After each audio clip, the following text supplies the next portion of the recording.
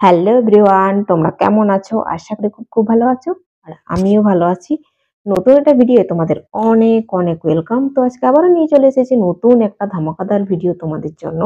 তো আজকের ভিডিও হচ্ছে মুখোশ wiring plus hanky staff গক challenge. তো চলো ভিডিওটা কন্টিনিউ করো, আশা করি তোমাদের ভালো লাগবে। আর ভিডিওটার ফুল ওয়াচ করে রিকোয়েস্ট রইলো।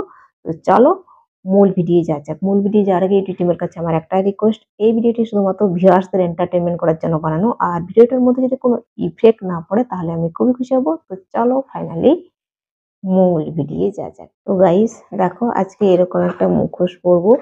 এর আগেও এটা দিয়ে ভিডিও বানিয়েছি। আর এরকম হ্যাঙ্কি আর এই আমার পট্টি। তো চলো, তো প্রথমে স্টাফ করব, তারপরে গক করব, তারপরে মুখোশটা পরবো। তো সেইভাবেই